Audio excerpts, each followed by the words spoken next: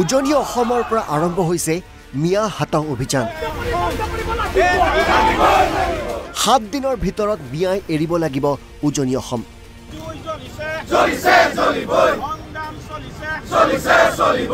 এসপ্তাহৰ ভিতৰত উজনি অসমৰ যিবোৰ মিয়া আছে মিয়াবোৰে তালি টোপোলা বান্ধি ইয়াৰ পৰা প্ৰস্থান কৰক নহলে কিন্তু পৰিস্থিতি ভিষম হ'ব আমি স্পষ্টভাৱে কৈ দিছো বাৰে বাৰে মিয়াই আমাৰ খিলঞ্জীয়া যুৱতীক ধৰ্ষণ কৰিব বাৰে বাৰে মিয়াই আমাৰ খিলঞ্জীয়া যুৱতীক ধৰ্ষণ কৰি হত্যা কৰিব এই কাণ্ড আমি চাই থাকিব নোৱাৰো শিৱসাগৰৰ পৰা আৰম্ভ হোৱা এই মিয়া খেদা অভিযানৰ বিৰোধিতা কৰিছে সংখ্যালঘু বিধায়কসকলে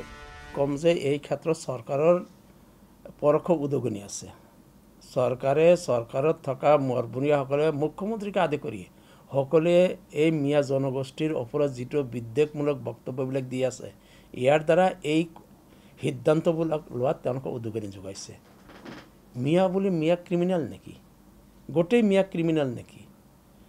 ৰাস্তা ঘাটত শ্ৰম কৰা মিয়াবিলাক ক্ৰিমিনেল নেকি তেওঁলোকে নাগৰিক নহয় নেকি ভাৰতৰ নাগৰিক কিছুমানে ইয়াতে ব্যৱসায় কৰি ইয়াৰ পৰা অৰ্থনীতি শোষণ কৰিব তেওঁলোকে পীড়া পাৰি দিবা আৰু যিবিলাকে দিন হাজিৰা কৰে তেওঁলোকৰ তেনেকৈ খেদিবা এইটো কেনেকুৱা কথা এইবিলাক দিন হাজিৰা কৰা মানুহ উজনি অসমত যদি কোনোবা মিয়া আছে কাৰোবাৰ ঘৰত হালোৱা কাটিছে কাৰোবাৰ দোকানত কাম কৰিছে কোনোবাই ৰাস্তাত কাম কৰিছে কাৰোবাৰ পথাৰত কাম কৰিছে এই কাম কৰা মানুহ ব্যৱসায়টো নাই অৰ্থনৈতিক টনকিয়াল কৰা সম্প্ৰদায়টোক তোমালোকে সদায় অত্যাচাৰ কৰিবা আৰু অৰ্থনৈতিকভাৱে শোষণ কৰা মানুহখিনিক বৰপীড়া পাৰি দিবা এইটো কেনেকুৱা নীতি কেনেকুৱা জাতীয়তাবাদ কাক কয় জাতিৰ উন্নতিৰ হকে যাৰ অৱদান আছে সেইটো তেওঁলোকক সন্মান জনোৱাটো জাতীয়তাবাদ নে জাতিক শোষণ কৰা মানুহক সন্মান কৰাটো জাতীয়তাবাদ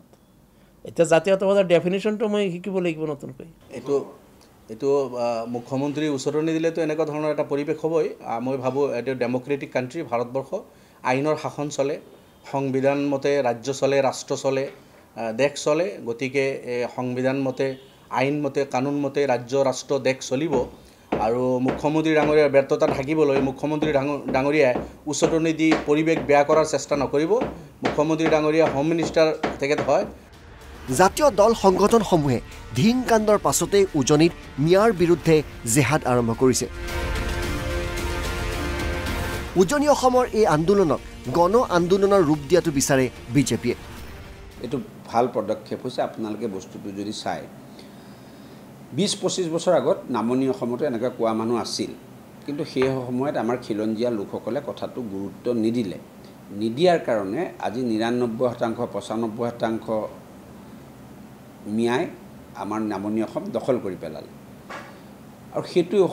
ক্ৰমান্বয়ে উজনি মধ্য অসমলৈকেতো হ'লেই এইফালে ঢেকীয়াজুলিলৈকে এইফালে নগাঁও পাৰ হৈ কলিয়াবৰলৈকে হৈ গ'ল কামটো তেজপুৰতো হৈছে মোৰ লখিমপুৰতো হৈছে লাহে লাহে মিয়াৰ যি অগ্ৰাসন মিয়াৰ পৰা কি ভয়াৱহতা আছে এই ভয়াৱহতাটো যদি উপলব্ধি কৰিবলৈ হয় এয়াই হ'ল উত্তম সময় কাৰণ আমি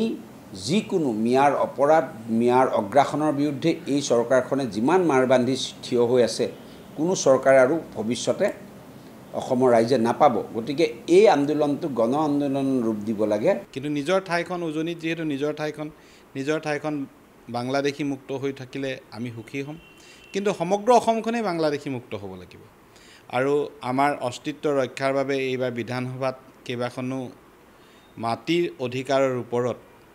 আইন শুনা হৈছে যাতে তেওঁলোকে খিলঞ্জীয়া লোকৰ মাটি গ্ৰাস কৰিব নোৱাৰে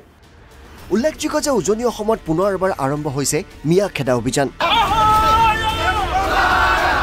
ইয়াৰ পূৰ্বে কংগ্ৰেছ চৰকাৰ দিনতো উজনি অসমৰ পৰা এনে আন্দোলন আৰম্ভ হৈছিল ব্যুৰ' ৰিপৰ্ট NB নিউজ